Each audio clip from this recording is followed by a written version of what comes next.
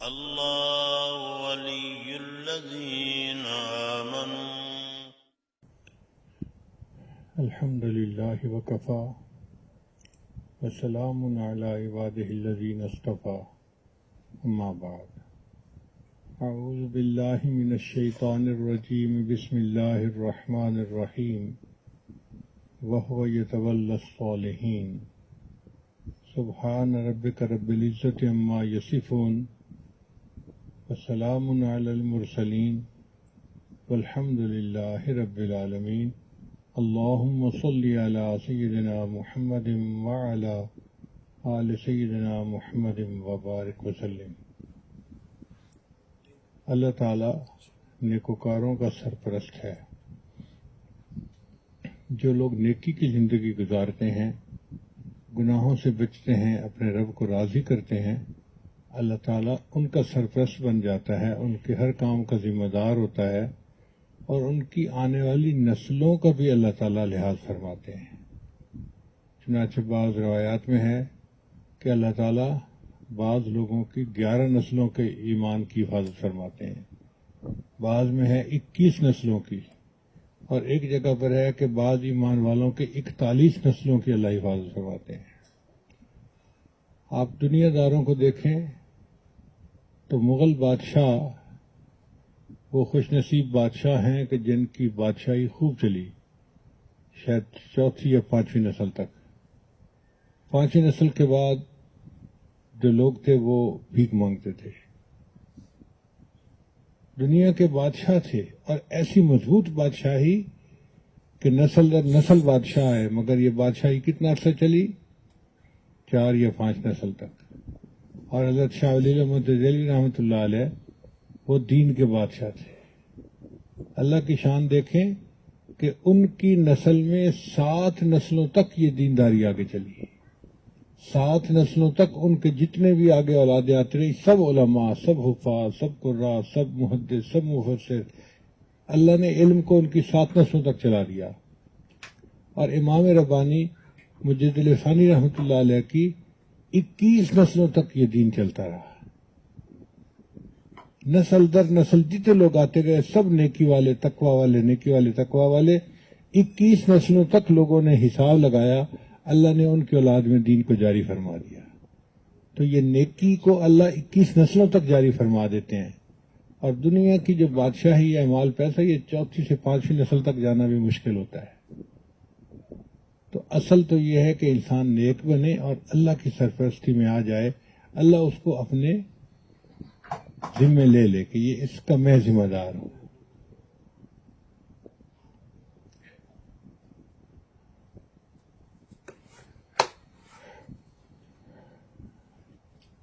جنید بغدادی رحمۃ اللہ علیہ بادشاہی پہلوان تھے.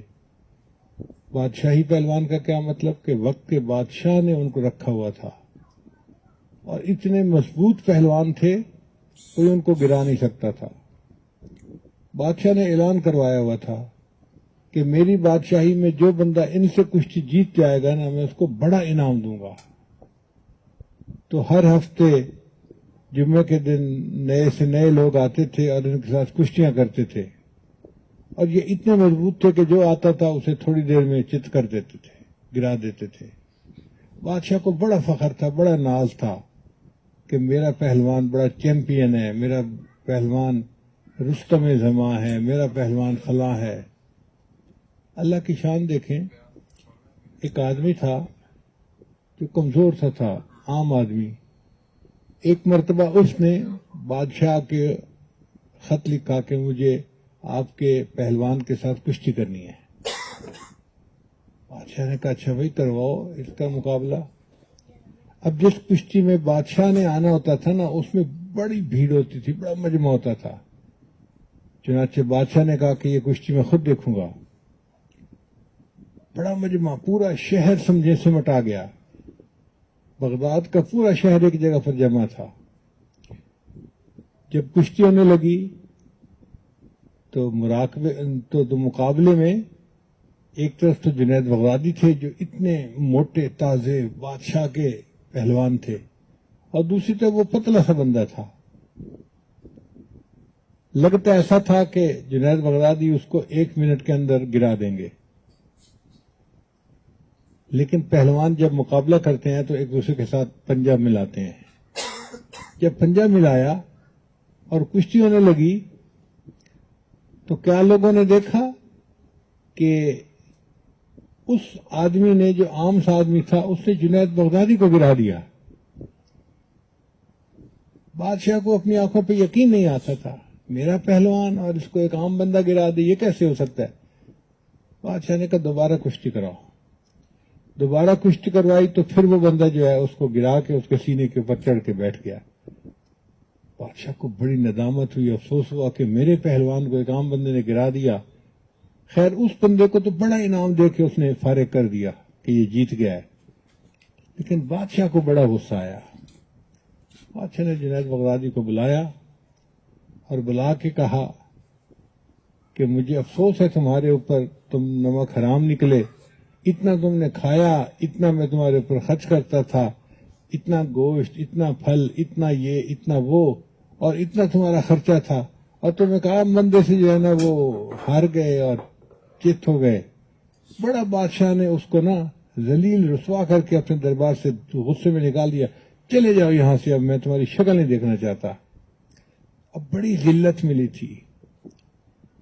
جنید پہلوان جو تھا وہ بڑا پریشان کہ مجھے اتنی ذلت ملی کہ بادشاہ نے بھرے دربار میں مجھے دھتکار دیا۔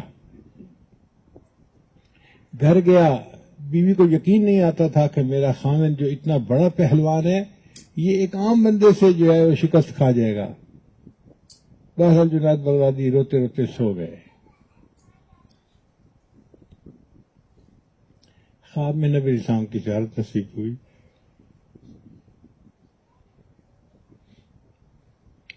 آقا صلی اللہ علیہ وسلم نے پوچھا، جنید بہت غمزدہ نظر آتے ہو۔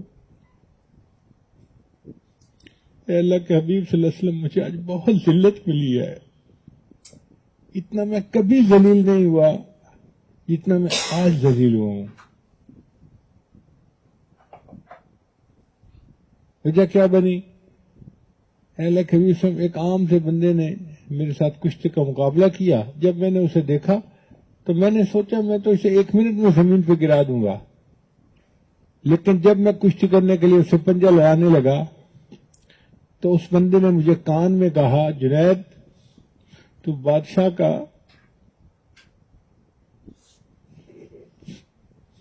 پہلوان ہے اور میں سید گھرانے سے ہوں، سادات میں سے ہوں، نبی اسلام کی اولاد میں سے ہوں، میرے گھر میں فاقہ ہے اور گھر کی عورتیں کئی دن سے روزے کے ساتھ ہیں، کچھ کھانے کو نہیں تھا۔ میں نے کہا کہ میں تمہارے ساتھ کشتی کروں گا، اگر تم گر جاؤ گے دنیا کی تو ذلت ملے گی، لیکن میرے اتنا جو انعام مجھے ملے گا تو میرے بچوں کا فاقہ ختم ہو جائے گا۔ تو اے اللہ کے حبیب صلی اللہ علیہ وسلم، میں نے اس کا لحاظ رکھتے ہوئے کہ وہ سادات میں سے ہے، میں خود ہی گر گیا تھا اور وہ میرے سینے پر چڑھ کے بیٹھ گیا۔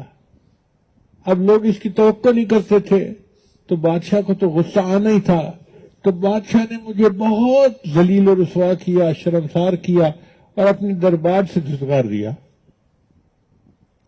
نبی صاحب نے فرمایا، جنید تو نے میری اولاد کا لحاظ کیا، لہذا آج میں تمہیں بتاتا ہوں کہ اللہ تمہیں اولیاء کی دنیا کا بادشاہ بنائے گا۔ اللہ تعالیٰ نے جنید بغدادی کو وہ عزت دی، آج جہاں اولیاء کا نام آتا ہے جنید بغدادی کا نام آتا ہے۔ وجہ کیا تھی کہ اس نے ایک سید کا اکرام کیا تھا، سادات کا اکرام کیا تھا۔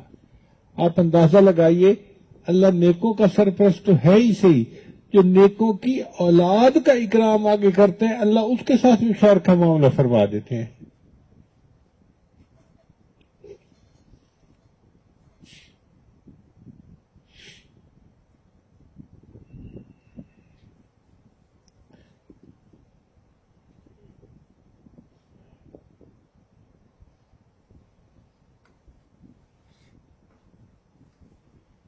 ہمارے گھر میں ایک چھوٹی سی بچی ہے، حنانہ، اس کی عمر تھی 3 سال.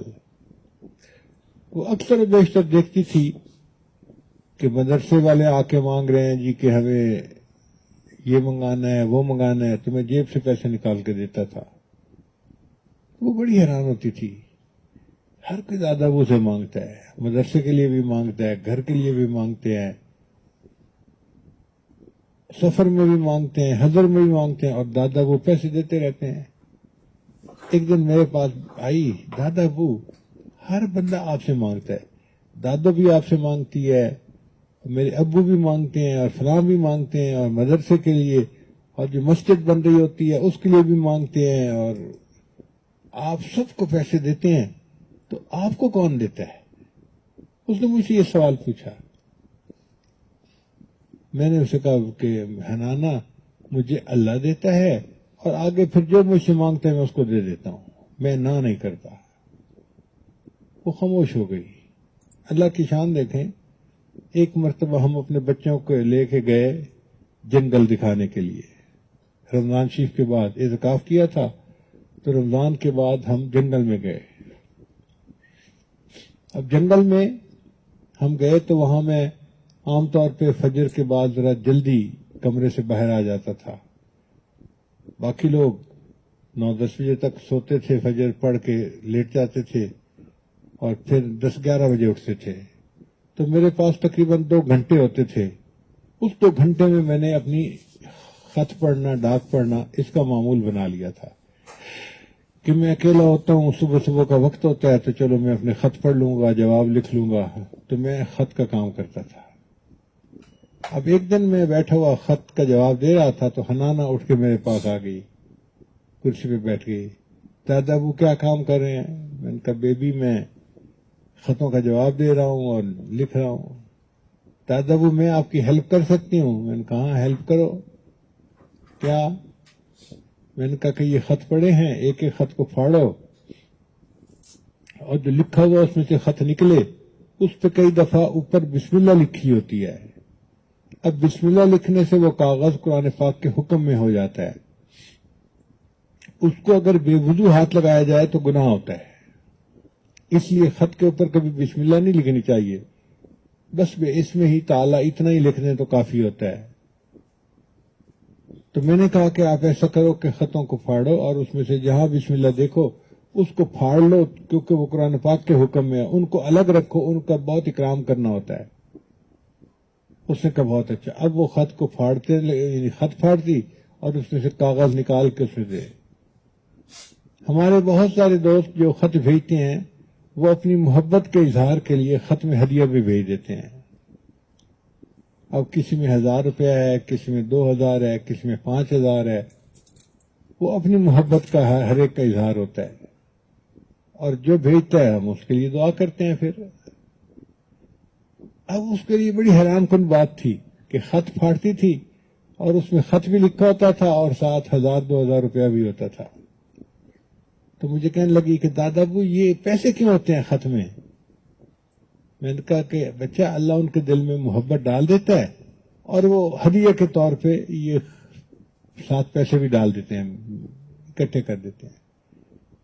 تم ان کو اکٹھا کرتے رہو، پھر بعد میں مجھے دے دینا. تو کہنے لگی اچھا اب مجھے پتہ چل گیا کہ اللہ تعالیٰ آپ کو کیسے دیتے ہیں. میں نے کہا ہاں اب آپ سمجھ گئی. آپ مجھ سے پوچھتی تھی نا کہ ہر بندہ آپ سے مانگتا ہے، آپ ہر بندے کو دے دیتے ہیں. میں نے کہا بالکل ایسے ہی ہے. اور آج آپ کو پتہ چل گیا کہ مجھے اللہ کیسے دیتا ہے. اللہ دلوں میں ڈال دیتا ہے لوگوں کے، وہ خط لکھتے ہیں، اور اللہ تعالیٰ یوں میرے لیے رزق کا بندوبست کر دیتے ہیں. تو خیر پھر اس کے بعد میں نے ایک فکر بنا لیا. میں نے کہا دیکھو بیٹا، پہلے ایک وقت تھا کہ جب اللہ تعالیٰ لوگوں کو چھت پھاڑ کے دیتے تھے. پہلے ایک وقت تھا اللہ تعالیٰ لوگوں کو چھت پھاڑ کے دیتے تھے، اور آج ایسا وقت آ گیا ہے کہ اللہ تعالیٰ ہمیں خط پھاڑ کے دیتا ہے. اور واقعی کبھی 10,000 نکلتے ہیں، کبھی 5,000 نکلتے ہیں. ہر ایک کی، ایک بندے نے 50,000 5 کے نوٹ جو ہے نا 10 ڈالے. اب خط ایک صفحے کا چھوٹا سا تھا اور 50,000 روپیہ جی ہدیہ بھیج رہا ہوں آپ کو. ایک بندے نے 1 لاکھ روپیہ ساتھ بھیجا اور لکھا کہ جی یہ 2 لائنیں تھیں کہ میں ٹھیک ہوں، فلاں ہوں، آپ میرے لیے دعا فرما دیجیے گا اور میں آپ کے لیے 1 لاکھ روپیہ ہدیہ بھیج رہا ہوں۔ اللہ اکبر کبیرہ، توقع ہی نہیں ہوتی کون بھیجے گا، کب بھیجے گا، ہمیں کیا پتا۔ اصل میں اللہ رزق کا انتظام کر رہا ہے۔ تو بعض لوگوں کو اللہ تعالیٰ چھت پھاڑ کے دیتا تھا، اور آج کل کے زمانے میں ہم کمزوروں کو اللہ تعالیٰ خط پھاڑ کے دیتا ہے، اور الحمدللہ اللہ نے غنی بنایا ہوا ہے۔ اللہ روزی کا ایسے انتظام کر دیتا ہے کہ کسی غیر سے مانگنے کی ضرورت نہیں پیش آتی۔ اللہ یوں مہربانی فرما دیتے ہیں۔ تو رزق کا انتظام کون کرتا ہے؟ اللہ کرتا ہے۔ کیوں کرتا ہے؟ وہ نیکوکاروں کا۔ ہمارا کام ہے کہ ہم بس نیکی کو اپنائیں، اور جو بندہ نیکی کو اپنا لیتا ہے، جس کے پاس خلوص ہوتا ہے نا، اس کو فلوس کا پرابلم نہیں ہوتا۔ فلوس کسے کہتے ہیں؟ عربی زبان کا لفظ ہے، تو طلباء کو پتہ ہونا چاہیے۔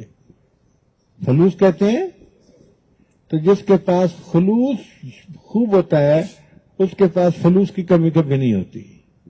اللہ تعالیٰ انتظام کرتے رہتے ہیں۔ ایک دفعہ میں حضرت مفتی حضرت مفتی رشید رحمۃ اللہ علیہ جو کراچی میں تھے، ان کی خدمت میں گیا، کچھ مسئلہ پوچھنا تھا۔ تو حضرت نے مجھے فرمایا کہ دیکھو، میں نے صرف دین پڑھا ہے، میں نے صرف دین پڑھا ہے، اور اس دین پڑھنے پر اللہ نے مجھے اتنا دیا ہے کہ میرا واش روم اتنا خوبصورت ہے کہ لوگوں کے سونے کے کمرے بھی اتنے خوبصورت نہیں ہوا کرتے۔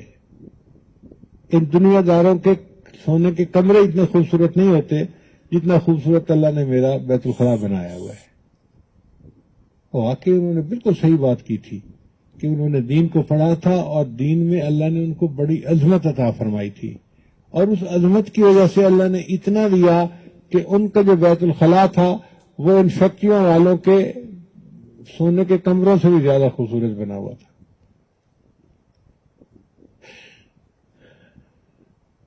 عزیز طلباء، آپ دین پڑھنے کے لیے نکلے ہیں، آپ کبھی اس بارے میں پریشان نہ ہونا کہ کھائیں گے کہاں سے۔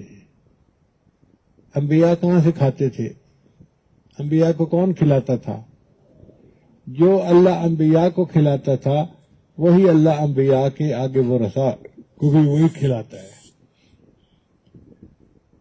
نبی اسلام فرماتے تھے انفق بلالا، بلال خرچ کرو، ولا تخش من ذی العرش اقلالا، اور عرش والے سے کمی کا ڈر مت کرنا۔ اور اللہ نے اپنے نبی وسلم کو فرمایا، اے میرے محبوب صلی اللہ علیہ وسلم، آپ اگر چاہیں تو ہم احد پہاڑ کو سونے کا بنا کر آپ کے ساتھ اس کو چلا دیں، یہ پہاڑ پورا سونے کا بن کر آپ کے ساتھ چلے گا۔ نبی صاحب نے فرمایا نہیں یا اللہ، بس مجھے اتنا دے کہ میں ایک دن کھا لیا کروں اور شکر ادا کیا کروں، اور دوسرے دن فاقہ آئے اور میں اس پہ صبر کر لیا کروں۔ ایک دن کھانے کو دے دیجیے، میں شکر ادا کروں، دوسرے دن فاقہ آ جائے کہ میں اس کے اوپر صبر کروں۔ میں ایسی زندگی گزارنا چاہتا ہوں۔ اللہم احینی مسکینہ و امیتنی مسکینہ واحشرنی فی زمرۃ المساکین۔ قیامت کے دن اللہ مجھے مساکین کے زمرے میں کھڑا فرما دینا۔ اللہ تعالیٰ نے جبریل علیہ السلام کو بھیجا، میرے محبوسوں کے پاس جاؤ اور ان سے پوچھو عبد الرسول بن کے رہنا چاہتے ہیں یا ملک الرسول بن کے رہنا چاہتے ہیں؟ یعنی جیسے سلیمان علیہ السلام بادشاہ بھی تھے اور وقت کے نبی بھی تھے۔ اے میرے محبوب صلی اللہ علیہ وسلم، اگر آپ ملک الرسول بن کے رہنا چاہتے ہیں، ہم آپ کو رسول تو بنایا ہی ہے، ہم آپ کو بادشاہ بھی بنا دیں گے، اور اگر آپ چاہیں تو ہم آپ کو عبد الرسول بنائیں گے۔ آپ بندگی ہو اور سادی زندگی ہو اور غربت ہو اور ساتھ وقت نبی بھی ہوں۔ تو حضرت جبریل علیہ السلام نے نبی علیہ السلام سے پوچھا، تو نبی علیہ السلام نے حضرت جبریل علیہ السلام سے اشارے میں پوچھا کہ مجھے کیا پریفر کرنا چاہیے؟ تو جبریل علیہ السلام نے ہاتھ کا اشارہ کیا یوں کہ عاجزی بہتر ہے۔ تو نبی علیہ السلام نے فرمایا، اے اللہ، میں عبد الرسول بن کے رہنا چاہتا ہوں۔ تو دیکھو اللہ تعالیٰ نے اپنے محبوب صلی اللہ علیہ وسلم کو ظاہر میں فاقے دیے، ظاہر میں رزق کی تنگی محسوس ہوتی ہے، مگر یہ کوئی مجبوری کی تنگی نہیں تھی، یہ اختیاری تنگی تھی۔ طلباء سمجھیں اس بات کو۔ ہماری تو ہوتی ہے نا مجبوری کی بات کہ پیسہ ہوتا نہیں، کیا کریں جی، مصیبت ہے، مشکل ہے، دعائیں مانگتے ہیں قبول نہیں ہوتی. نبی علیہ الصلوۃ والسلام کا فاقہ اور آپ کی یہ جو تنگی تھی، یہ اختیاری تنگی تھی. نبی علیہ السلام نے خود اس کو پسند فرمایا تھا، اس لیے اللہ نے عطا فرما دیا. ورنہ اللہ آپ کو اتنا دیتے کہ چھتیں بھی سونے کی بن جاتی. آج کے دور میں اللہ تعالیٰ تنگی سے نہیں آزماتے، صحابہ کو اللہ نے آزما لیا. ہنالک ابتلی المؤمنون وزلزلوا زلزالا شدیدا. اللہ نے صحابہ کرام کو خوب اچھی طرح آزمایا. ان کو تنگی تھی، کھانے کو نہیں تھا، ایک کھجور پہ گزارا ہوتا تھا. آج کے دور میں یہ مسئلہ نہیں ہے. اللہ کو پتہ ہے کہ کمزور لوگ ہیں، ڈیزائن ہی کمزور ہے، اس لیے ان کو آزمانے کی ضرورت نہیں ہے. دیکھیں، ایک ہوتی ہے لینڈ کروزر گاڑی، وہ بڑا بوجھ اٹھا لیتی ہے، مضبوط گاڑی ہوتی ہے، خوب چلتی ہے. ایک ہوتی ہے سوزوکی گاڑی، وہ بیچاری ایسے ٹین کی بنی ہوتی ہے، ذرا کہیں لگ جائے تو اس کو فوراً ڈینٹ پڑ جاتا ہے. تو چلانے والے کو پتہ ہوتا ہے کہ یہ سوزوکی گاڑی ہے. اللہ تعالیٰ کو بھی اسی طرح پتہ ہے آج کے دور میں یہ جتنے ہیں یہ سب سوزوکی والے ڈیزائن ہیں. بیچارے کمزور سے ہیں، ایک دن ان کو فاقہ آئے گا تو دوسرے دن اٹھنے کے قابل ہی نہیں ہوں گے. تو آج کے دور میں اللہ علماء طلباء کو فاقوں سے نہیں آزماتے، اللہ رزق دے دیتے ہیں. ہمارے ایک ساتھی ہیں ماشاءاللہ، انہوں نے مدرسہ بنایا ہوا ہے. ان کے مدرسے کے قریب آبادی نہیں ہے. تو میں نے ان سے کہا کہ بھئی آپ نے شہر میں مدرسہ نہیں بنایا، شہر سے باہر بنایا ہے. کہنے لگے حضرت ہم بہت خوش ہیں باہر بنا کے. میں نے کہا وہ کیوں؟ کہنے لگا کہ حضرت ہمارے قریب فوج ہے، وہ فوجی علاقہ ہے، کینٹ ہے یا کچھ ایسا ہے. میں نے کہا پھر؟ کہنے لگے حضرت وہ فوجی بکرے بھیجتے رہتے ہیں اور ہم بکرے کھاتے رہتے ہیں. کہنے لگا حضرت عام لوگوں کو تو نہیں پتا ہوتا کہ وہ بازار سے کس کا گوشت لے کے کھا رہے ہیں، کون گارنٹی کرے؟ کیا پتا بکرے کا گوشت ہے یا کسی اور جانور کا گوشت ہے. لیکن ہمارے پاس تو زندہ بکرے بیچتے ہیں، ہم خود ذبح کر کے ان کو کھاتے ہیں. کہتے ہیں فوج والے ہمارے پاس آ کے پوچھتے ہیں بتاؤ مدرسہ کیسے چل رہا ہے. میں کہتا ہوں فوجی بکرے بیچتے ہیں اور ہم اس کو کھاتے ہیں اور مدرسہ چل رہا ہے. اللہ کی شان دیکھو. اللہ تعالیٰ اس طرح بھی کھانے کا بندوبست کر دیتے ہیں. مدرسوں والے کسی کے چندے کے محتاج نہیں ہیں.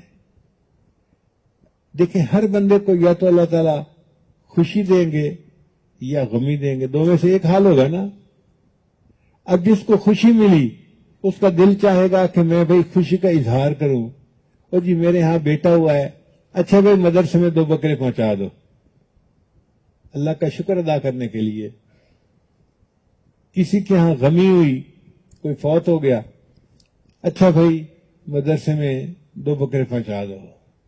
تو خوشی والے نے بھی بکرے پہنچا دیے اور غمی والے نے بھی بکرے پہنچا دیے. تو خوشی غمی تو ہوتی ہے، اور ایمان کی وجہ سے لوگ پھر اللہ کے راستے میں خرچ کرتے رہتے ہیں. مگر اللہ نے طلباء کے لیے غذا کا بندوبست کر دیا. کہیں اللہ تعالیٰ گندم کا بندوبست کر دیتے ہیں، کہیں سبزی کا بندوبست کر دیتے ہیں. اللہ تعالیٰ کچھ نہ کچھ بندوبست ایسا کر دیتے ہیں. قرآن پڑھنے والے، دین پڑھنے والے فاقے میں نہیں رہتے، اللہ ان کو کھلاتے ہیں.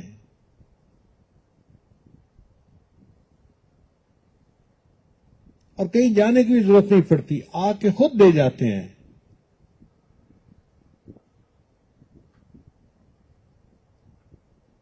الحمدللہ الحمدللہ. آپ دیکھیں ہمارا یہ مدرسہ ہے، کوئی ہم نے سفیر نہیں رکھا ہوا کہ جائے اور جا کے باہر کہیں سے مانگ کے لے کے آئے. نہیں، ادھر ہی بیٹھ کے اللہ توبہ کرتے رہتے ہیں، اور اللہ تعالیٰ بندوں کو بھیجتے ہیں یہاں آ کے منت کر کے. جو تعاون کرنے والے ہیں وہ تعاون بھی کر جاتے ہیں اور دے بھی جاتے ہیں.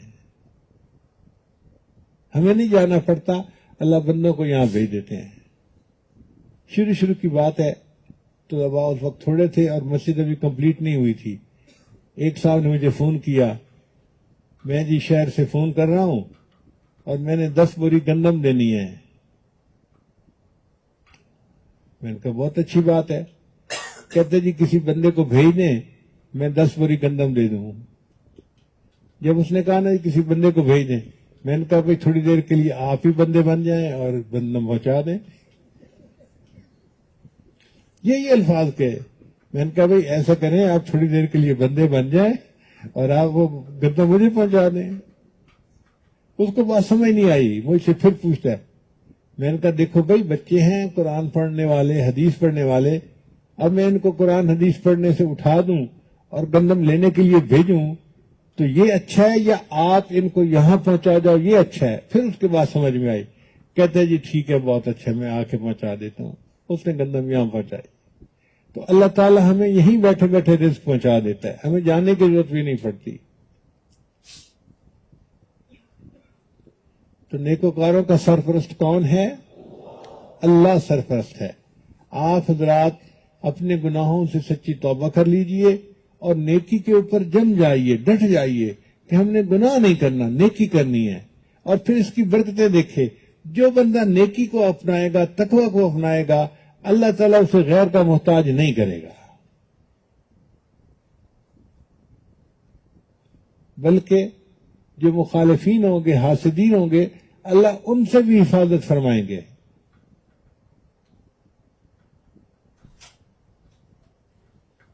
وَلَا إِن تَصْبِرُوا وَتَتَّقُوا لَا يَضُرُّكُمْ كَيْدُهُمْ شَيْئًا۔ کیوں نہیں، اگر یہ صبر کریں گے اور تقوی کو اختیار کریں گے، ان کے دشمنوں کے مکر ان کو کوئی نقصان نہیں پہنچا سکیں گے۔ تو اللہ مددگار ہوتا ہے، اللہ کو اپنے مددگار بنا لیجئے اور پھر عزتوں کی زندگی گزاریے۔ اور اللہ مددگار کیسے بنتے ہیں؟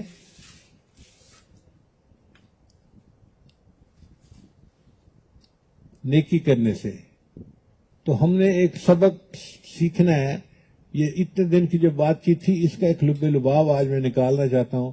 وہ لب لباب کیا ہے؟ میں نے اتنے دنوں میں آپ لوگوں کو کیا بات سمجھائی ہے؟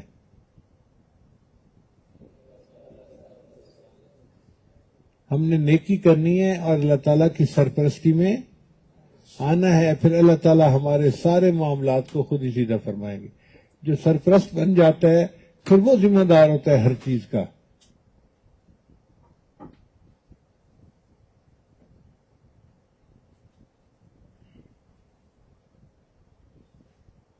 ہم نے احادیث مبارکہ میں پڑھا ہے کہ بنی اسرائیل کے 3 آدمی سفر پہ نکلے تھے، بارش ہو گئی تو وہ غار کے اندر چلے گئے۔ اللہ کی شان دیکھیں کہ ایک چٹان جو تھی وہ پھسلی اور غار کے اوپر آ کر گری، اس کا دروازہ بند ہو گیا۔ اب یہ 3 بندے نکل نہیں سکتے تھے، چٹان اتنی بھاری تھی۔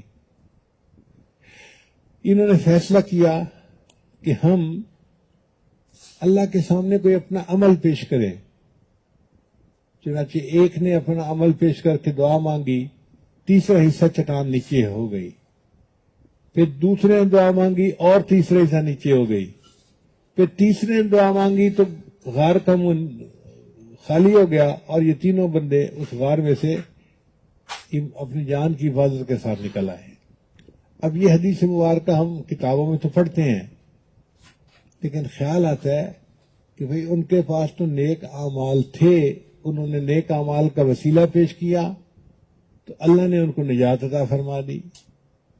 اب ہمارے پاس تو نجات کا وسیلہ نہیں ہے، ہمارا تو کوئی عمل ایسا نہیں ہے جو ہم اللہ کے سامنے پیش کر سکیں اور جس پر ہم یہ توقع رکھیں کہ اللہ ہماری مدد فرما دیں گے۔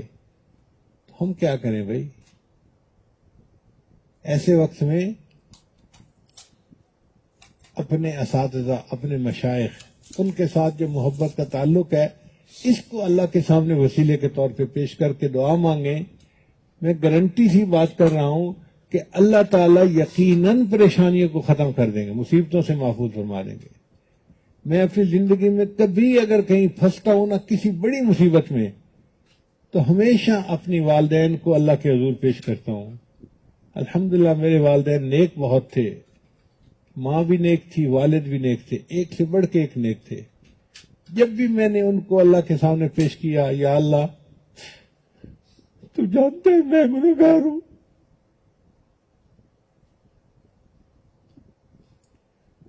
مگر میری والدہ نیک سی تہجد گزار تھی، میرے والد تہجد گزار تھے، اے اللہ ان کا لحاظ فرما لے اور میرے اوپر رحم فرما دے۔ اپنی زندگی میں جب میں نے دعا مانگی ہے ہمیشہ اللہ نے قبول فرمائی ہے۔ مسجد میں اس منبر پر بیٹھ کے باوضو بات کر رہا ہوں، ہمیشہ اللہ نے مدد فرمائی ہے، کبھی آج تک ایسا نہیں ہوا کہ ایسی دعا رد ہوئی ہو۔ تو اپنے مشائخ کو پیش کرنا، اپنے اساتذہ کو پیش کرنا، اللہ کے سامنے ان کے تعلق کو پیش کرنا، اللہ کو اس پہ بھی پیار آ جاتا ہے۔ تو اللہ نیکوکاروں کے بھی سرپرست ہیں، اور جو نیکوکاروں سے تعلق رکھنے والے ہوتے ہیں اللہ ان کے بھی سرپرست بن جاتے ہیں۔ اس لیے قرآن مجید میں آتا ہے کہ 2 یتیم بچے تھے، ان کا دادا پردادا اوپر 7ویں نسل میں کوئی بزرگ گزرا تھا، اور اس بزرگ کی نسبت سے اللہ نے 7ویں نسل کے 2 بچوں کے مال کی حفاظت فرما دی تھی۔ اگر 7ویں نسل کے بچوں کے مال کی حفاظت اللہ فرماتے ہیں تو ان کے ایمان کی حفاظت کیوں نہیں فرمائیں گے؟ اس لیے ہم نیکی کو اپنائیں تاکہ اللہ تعالیٰ کی سرپرستی میں آئیں، اللہ تعالیٰ ہمیں اپنی سرپرستی میں لے لے، اور زمانے کے تھپیڑے کھانے سے اللہ محفوظ فرمائے۔ وآخر دعوانا ان الحمد للہ رب العالمین۔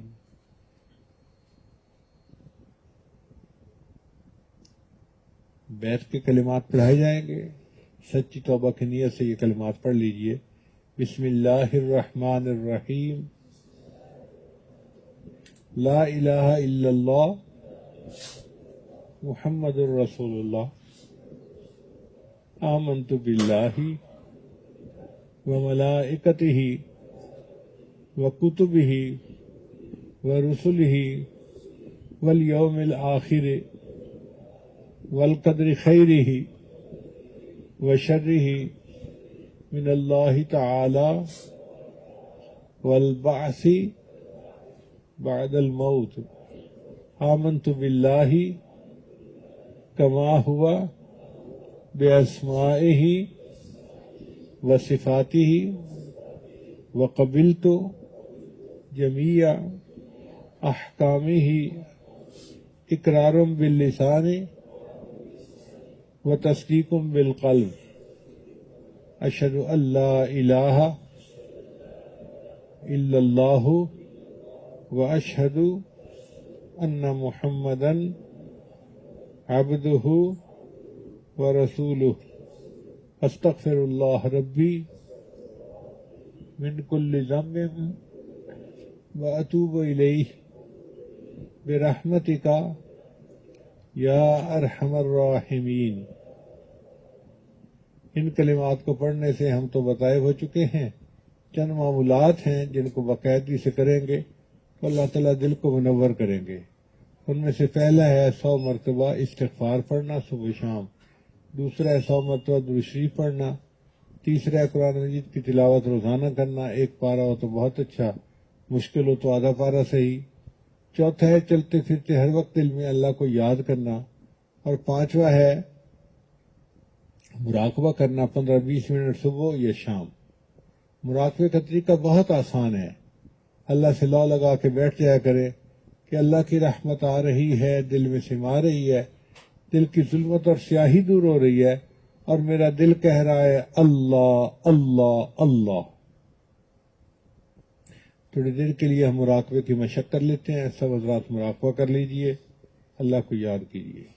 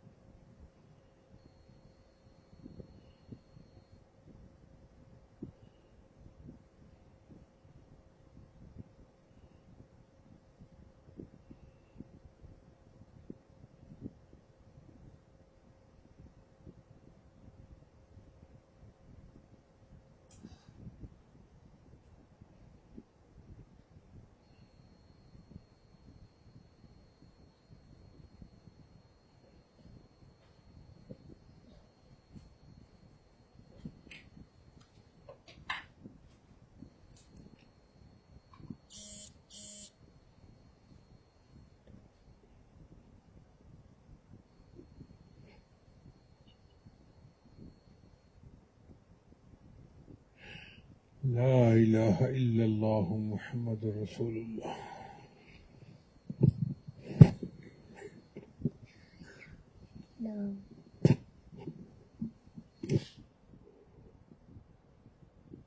سبحان ربي الأعلى. اللهم صل على سيدنا محمد وعلى آل سيدنا محمد وبارك وسلم. ربنا ظلمنا أنفسنا وإن لم تغفر لنا وترحمنا لنكونن من الخاسرين. اللہ تو عظمت والا ہے، تو شان والا ہے، تیرا دین بھی شان والا، تیرے محبوب صلی اللہ علیہ وسلم شان والے، اور تیرے محبوب بندے بھی شان والے ہیں. اللہ ہم تیرے کمزور عاجز مسکین بندے ہیں. اللہ ہم پر رحمت کی نظر فرما دیجیے، ہم سب کو معاف فرما دیجیے. اے اللہ ہم تیرے ایک محبوب بندے کے پاس جمع ہیں، ان کے قدموں میں بیٹھیں.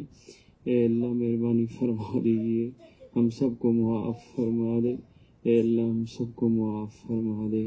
ہمیں سچی اور سچی زندگی نصیب فرما، ایمانی قرآنی زندگی نصیب فرما، حیوانی شہوانی زندگی سے بچا. اے اللہ اے اللہ اے اللہ رحمت کا معاملہ فرما. اے اللہ تو اپنے محبوب بندوں کو جیسے گناہوں سے بچاتا ہے، اے اللہ تو ہمیں بھی بچا لے گناہوں بری زندگی سے. اللہ نجات عطا فرما دے، نیکی تقوی و طہارت کی زندگی نصیب فرما. اے اللہ صالحین میں شامل فرما دیجیے. اے اللہ ہمیں اپنی سرپرستی میں شامل فرما دیجیے. اے اللہ رحمت کا معاملہ فرما. اے اللہ ہم نے تو عصیاں سے بھی کنارہ نہ کیا، پر تو نے ہمارا دل آزردہ نہ کیا. ہم نے تو تدبیر کی جہنم کی بہت، پر تیری رحمت نے گوارا نہ کیا. اللہ تیری رحمت ہے کہ تو پھر بھی ہمیں گناہ گار بندوں کو اپنے محبوب بندوں کے پاس جمع فرما لیتا ہے، توبہ کی توفیق عطا فرما دیتا ہے.